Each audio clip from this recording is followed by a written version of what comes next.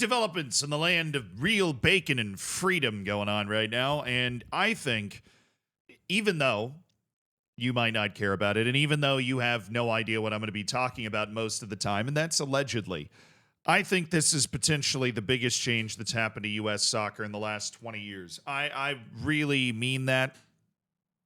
This is something that I think is the biggest step that the United States could take into developing a wider network of domestic talent, right? And being able to, in some way, fill in the gaps that always exist in the United States. Because if you don't know how this sort of stuff works in the U.S., it's kind of insane when you know how it works in every other part of the world, right? The United States just does not have a local club system anywhere. In what country you are from, it is very likely that you live in a country where within 20 to 30 minutes of your house, there is going to be a youth team that you could join that has a senior team above it, and you have that opportunity given to you. If you're from England, you have no idea how fortunate you even are to have. I mean, you go all the way down to, maybe it's a 10th tier team, but there is a senior team attached to those youth teams that you could join and play in these local leagues,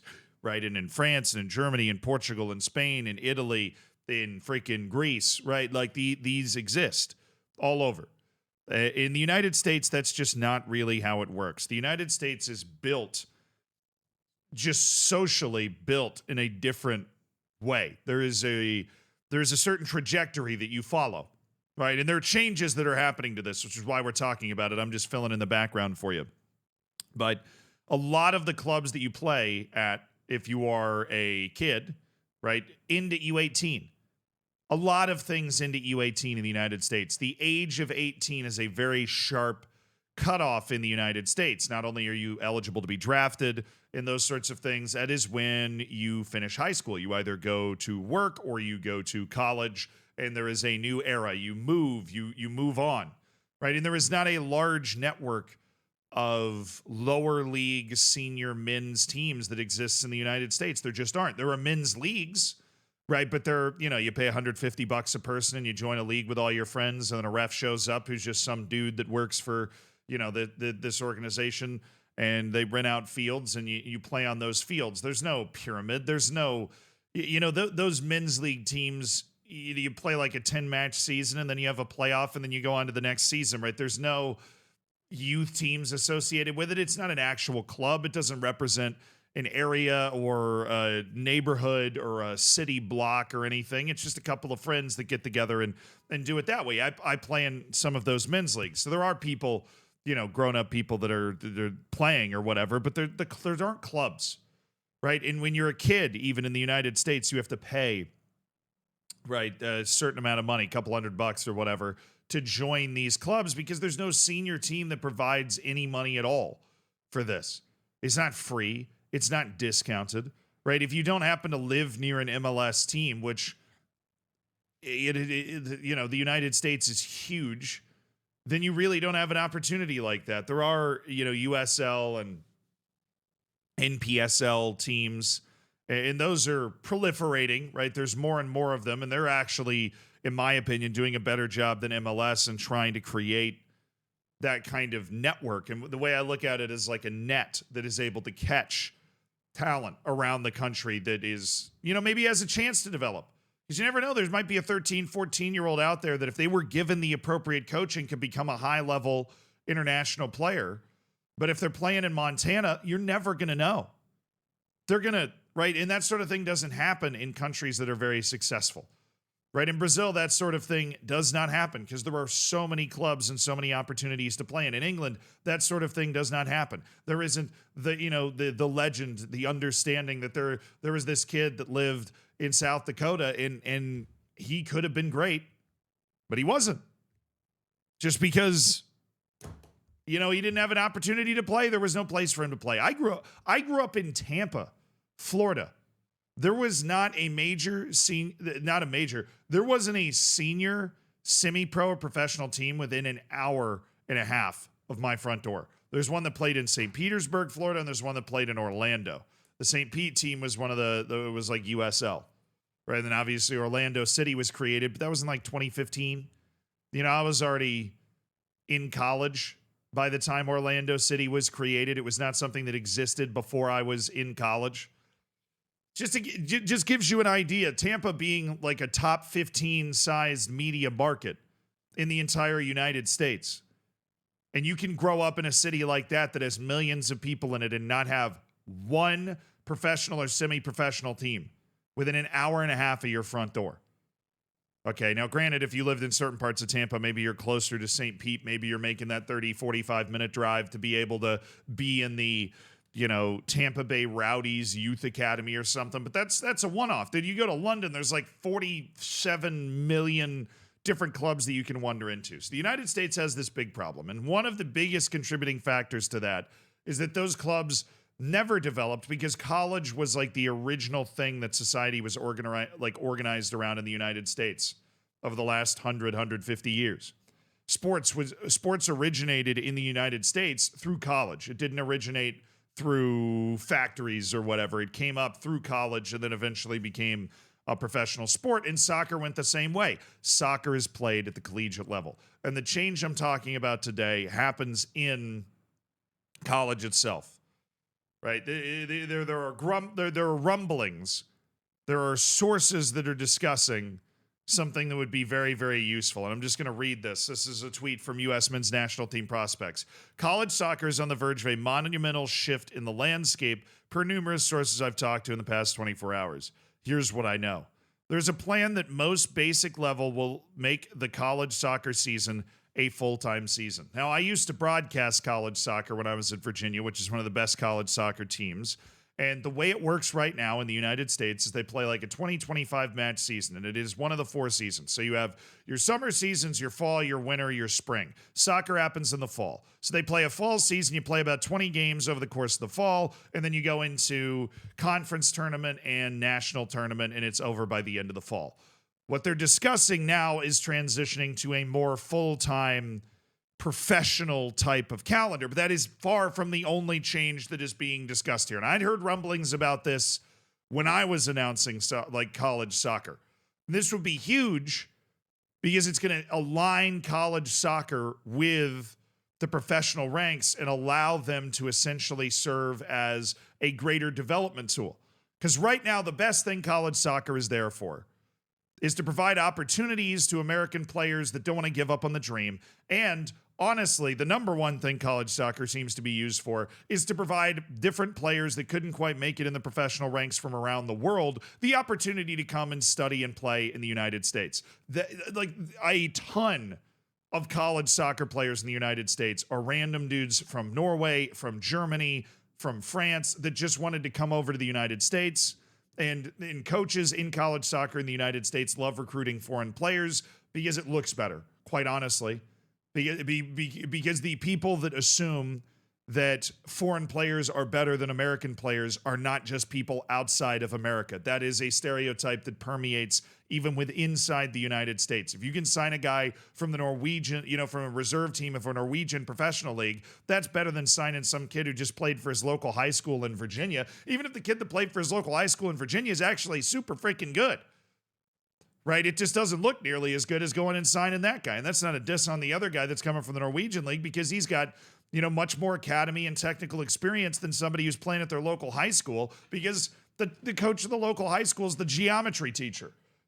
And so one hand feeds the other, right? It's just kind of this self-perpetuating.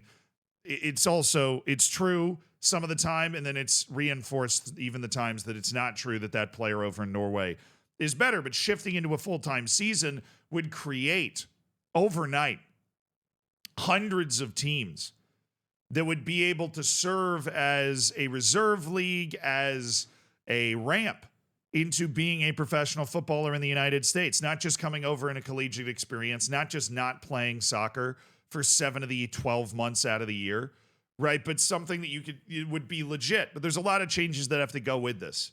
This is where things get interesting. The shift will likely happen when MLS shifts. So a lot of talk about MLS shifting to a winter calendar, which is going to be tough for teams in like Colorado, but it is what it is. But here's the big part. How would it work? From those I've spoken to, there's high likelihood the U.S. Soccer Federation will be involved as a governing body and a power broker, which is good because right now college soccer is under something called the NCAA. The NCAA, it administers college athletics. It's a complete mess and a disaster and is pretty obsolete at this point. Currently, I believe there are two major conferences that have signaled to be on board, ACC and Big Ten, two of the biggest conferences in the country for sporting prowess. I've heard mixed things on whether every single program in those conferences is on board. Yet the premise of how this is going to work is simple. The top 40 to 50 programs in college soccer are lining up their ducks in a row to go to the NCAA, which I was just telling you about earlier, and ask them to cooperate in this new venture. The NCAA is losing the amateurism battle right now in so many sports. They don't have much leverage. I believe the pitch is work in cooperation with U.S. Soccer in this venture, or we will completely break away from the NCAA and join the U.S. Soccer umbrella, which would not be a bad thing. All of a sudden, the soccer teams associated with various university and colleges around the country would go under the U.S. Soccer umbrella and perhaps allow them to create affiliate relationships with various clubs. All of a sudden, the University of Virginia would be one of 5 or 6 colleges that has an affiliate relationship with, let's say, DC United. That would be a huge transformation in the number of feeder clubs, and it would also tie together the social and cultural prerogative, like the monumental social and cultural impact that college has in the United States in particular. There's somebody that is fortunate enough to have the opportunity to have friends all over the world in the U.S. going to college, and the experience and the expectation of going to college is on a completely different level for some reason in the United States. It's just like a part of life. And if you don't do it, it is a very conscious decision and you have something in life that you are already pursuing and want to do. But even later, you find a lot of people try to kind of go back and get a degree in something, right? To be able to tie that in so that you don't have to fundamentally shift U.S. society to create academies and reserve teams, but allow kids to go to college. But then if they have a professional, avenue, to allow them to continue to pursue that, but through college.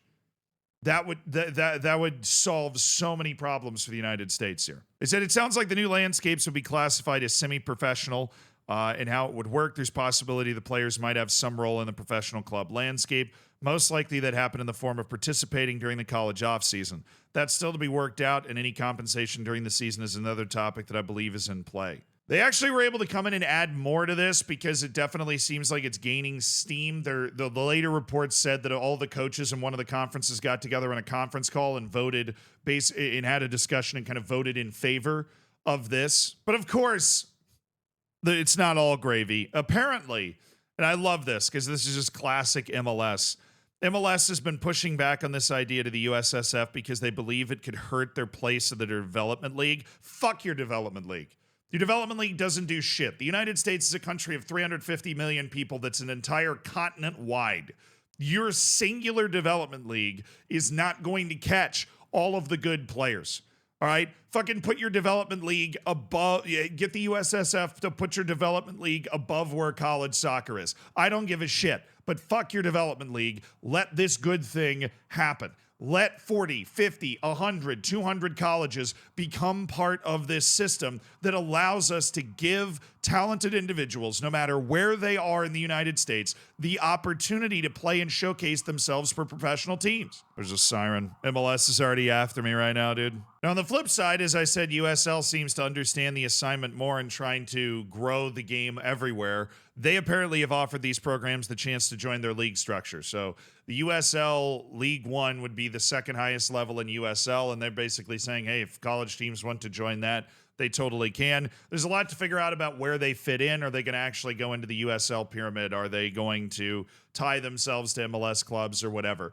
But this needs to happen. This happening would be great because while you're never going to have an MLS development team in South Dakota, in Montana, in Nebraska, you are going to have a college. You're going to have multiple colleges.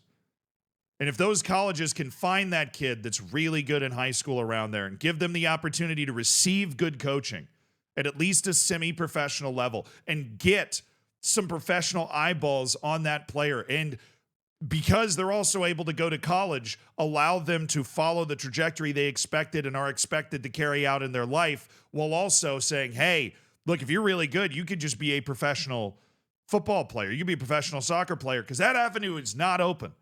That avenue is not pursued in the United States. And what always drives me crazy, and this will be my crusade every single opportunity I get, is I played for the 6th best high school team in the country in the United States. I was the backup goalkeeper. I was a vibes hire. I was a locker room guy. Okay, so I'm not over here tooting my own horn. One of those players went on to play professionally at all. And the vast majority of those players just went to college after high school and never played again.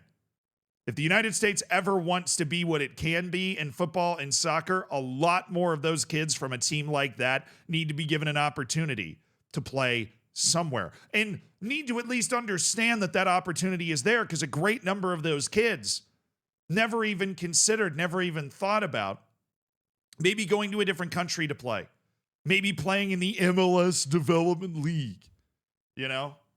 Like, you need to create a world that melds U.S. culture and society with providing opportunities and showing people that it is possible to be a professional footballer. Because that doesn't exist right now here. And this could be huge to change that.